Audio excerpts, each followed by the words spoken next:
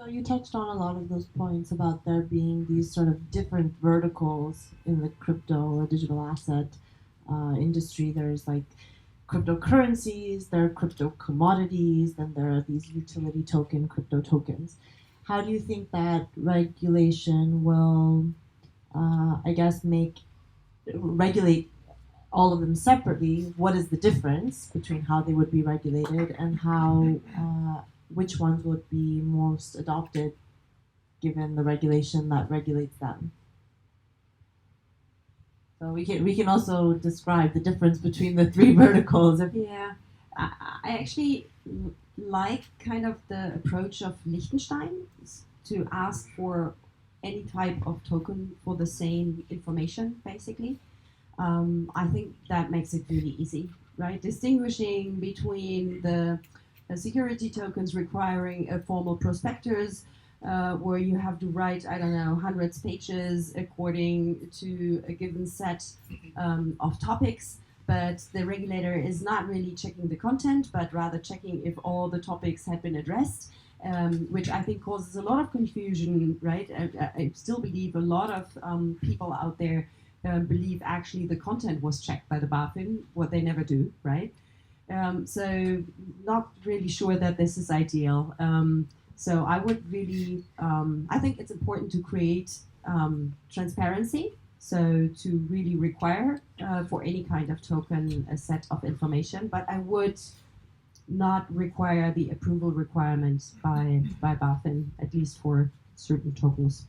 I agree with you on that. Some of the projects, they look more like an STO when they launch, and then gradually become more like a utility token. I think Ethereum is a bit like that. So it's difficult to just put them in this category because there will be a gazillion more categories coming up. So asking everyone to comply with a similar regulation will probably make things a lot simpler for the future as well. I was going to say, I'm not a lawyer, but I think the new EU security regulations that came into effect on July 21st helped with STOs. But having standards within the industry is another big problem, right?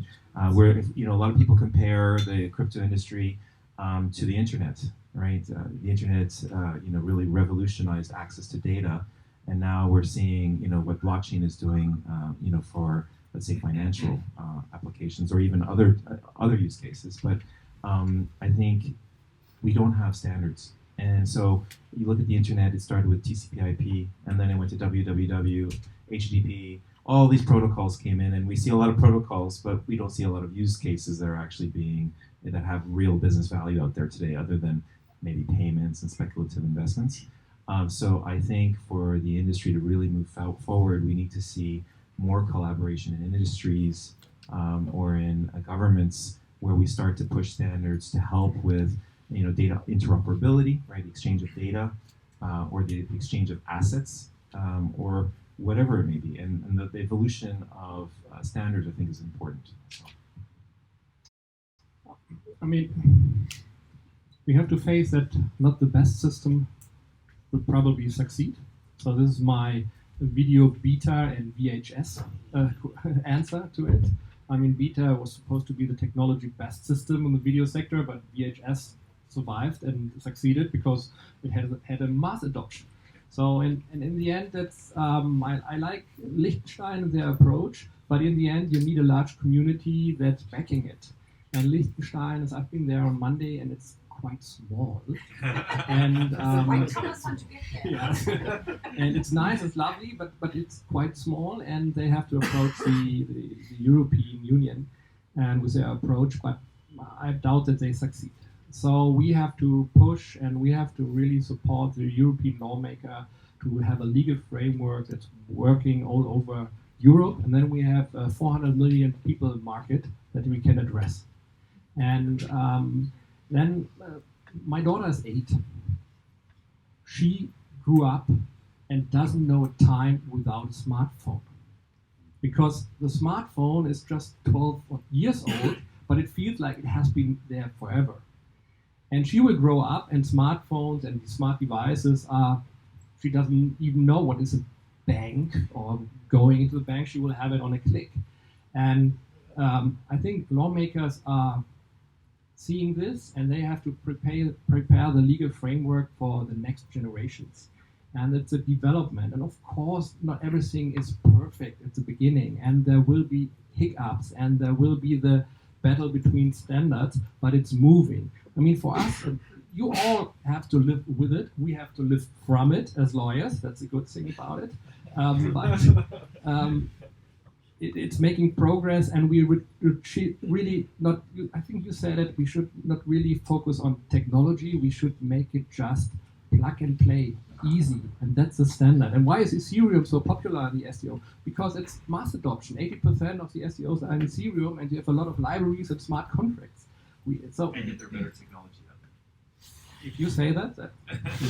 So in the future, we also need new people, new skills. I spoke to a rating agency, and they rate funds. And I said, you need new people. You need people that can rate and audit smart contracts. Because if you don't have them, you cannot rate the product, because you do not know what's in the legal document. Is this set in the smart contracts?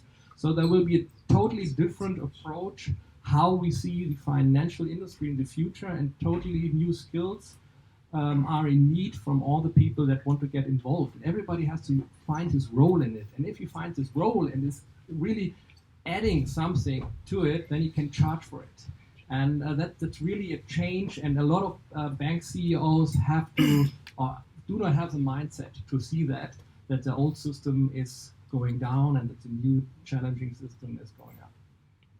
I want to refer to a report that was issued over a month ago where they said that there's currently approximately 1,600 banks in Germany, and they estimate that will go down in the next 10 years to 200 to 400 banks. With such market consolidation, there's going to have to be change. And I think with people going through a change in their banking institutions, they're going to start educating themselves a little bit more and looking for what is the alternative. What should I, who should I be going to if my bank is unstable and I'm not happy with my bank?